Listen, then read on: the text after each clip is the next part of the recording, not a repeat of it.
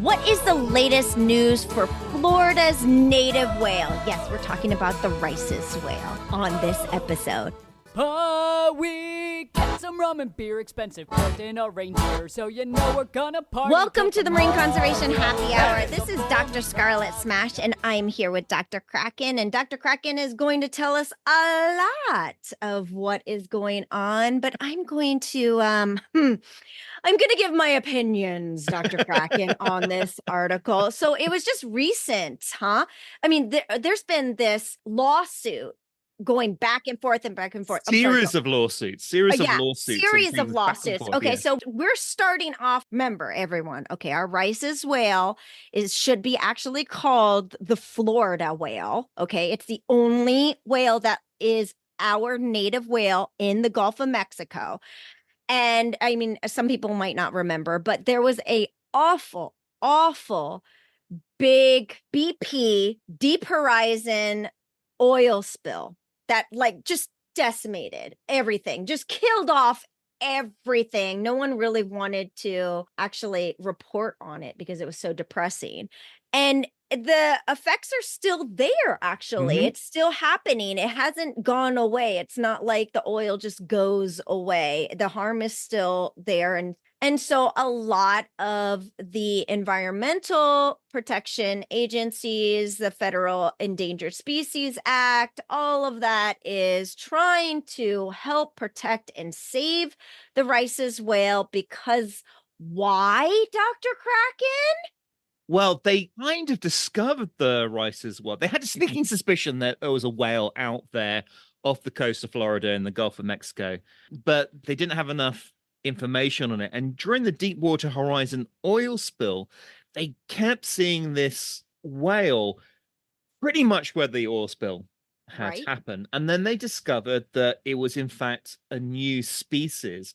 But unfortunately, the oil spill probably killed off a big chunk of the species. Unfortunately. And at the moment, the latest estimate, I think, is about 44 animals, making it the rarest whale in the entire world. And it's found in US waters, and hardly anyone knows about it. And it's so sad. But why? Why are we having these lawsuits? Well, it just so happens that the whale, as we said, it was right in the area where the Deepwater Horizon oil spill happened because there's a lot of oil there. Yeah, I mean, come on. It was over 1 million barrels. Oh, yes. I mean, it was of oil. It was a huge amount of oil that was spilled. So Gulf of Mexico, there's been a bunch of huge oil spills. The most recent one being the Deepwater Horizon. Actually, there's been more recent ones than that because they've had a number of spills up and down the Gulf of Mexico coast. It's just you don't hear about it. But the Deepwater Horizon was a big one because it's right in the middle of this whale's habitat. Mm-hmm. And if you look at that area, I mean, from the land in some parts, you can just see all the oil rigs off the coast there. Yeah. So they were going through processes of leasing these areas for oil rigs.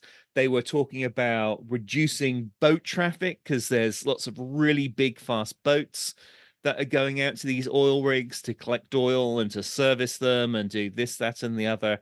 So they've been trying to put in protections for these whales, but at the same time, they're leasing out areas for oil and gas, and also they're leasing out areas for renewable energy as well to put wind farms in, although they tend to be in shallow coastal areas, whereas the oil rigs, they can be in waters which are miles deep.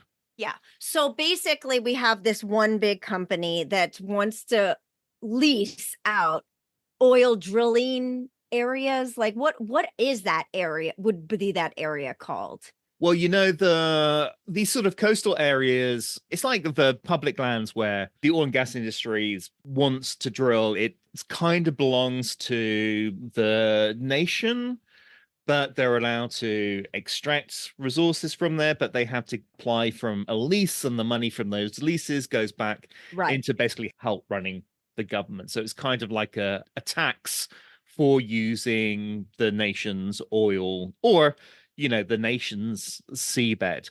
So Right. that's what's been going on. And there's just been court cases going backwards and forwards and backwards and forwards with them wanting to not have the leases. What, right. Because I mean, we're saying, okay, listen, you can't lease out this and use it and operate in the same manner because we have a listed endangered Yeah. species, right? Okay. And then that's one side. And the other side is like, no, everything's fine. Oh yeah, there'll be no impact on It's the whales, okay. whatever. Despite the fact that the Deepwater Horizon, we have evidence there's impacts, and we know that ships hit whales and so forth. And then there's a sort of back and forth that, well, what about if we do these environmental protections? Okay, so you can do some environmental protections. We'll agree to that. Oh no, but then we don't want to do environmental protections, and to get around the law, we're going to move the court cases to places like Texas and Louisiana, where they're oil producing states, and they'll be more favorable to the oil and gas companies. Yeah. And the most recent one is a judge has come in and said, you know what? No, you're not protecting the rice as well. So we are going to call a halt. Yep. On the To leases. this. Yeah. And it's basically going to go back to the government now. So hopefully they keep it that way, right, Dr. Kraken? Hopefully. Yes. This could be some good news. Let's keep the energy going. Let's keep and hope that we can save the Florida native whale, the Rice's whale. I mean, really, it's such a rare whale. It's such a small area. Yeah. There's so many other places where people are taking oil and gas. Can we not just have this small plot of ocean protected? Yeah, tiny. It's just so little. Yeah. If you look on the map, it's not that big. I mean, we have marine protected areas in the world that are even bigger than that. And quite this frankly, is so tiny. If there's a problem there, dead whales is going to be the least of Florida's problem, because if there's another big oil spill there, that whole coastline, your neighborhood, Tampa, is going to get huge amounts of oil washing up there. It's going to destroy the fishing industry. In general, Dr. Kraken, I really don't want to be eating fish that's been swimming in oil. Like, I just don't understand how people are not realizing that. Like, no, can we please shut down and not lease these out? Because all these tourists are coming down and they're like, I want to eat local fish. Okay, cool. Well, there's your oil. Here's your oil fish right here. Yeah. Can we just give it a break? We know there's oil there. Can we not just save that oil for a time when we really, really need it? I know. For plastics or something like that? Or there's other things that we can do. We're not idiots. You know what I mean? Like, save that as like an investment. Yeah. For the future. Yes, let's just keep some of this oil behind until we can do it in a way that is super totally safe and sustainable. And we don't have to worry about climate change. And let's just put that money in the bank and protect the whales and let them recover. Well, thank you so much for being here, Dr. Kraken, as usual. And everyone, thank you so much for listening and being part of the Marine Conservation Happy Hour crew. Hey, Marine Conservation Happy Hour crew, don't forget to hit subscribe and follow us for future episodes. And also, refer us. We'd love it. We would also like to hear from you, so please contact us on social media, or you can email us about a topic that you're interested in hearing about. If you're interested in sponsoring this podcast, or you would like us to come visit your science facility and do a live episode, email us at info@absolutelysmashingllc.com. This podcast was edited and produced by Absolutely Smashing. The music is produced by Jolly Shore Leave. Thank you again for listening, and we couldn't do this without you. Thank you so much for being part of the Marine Conservation Happy Hour crew.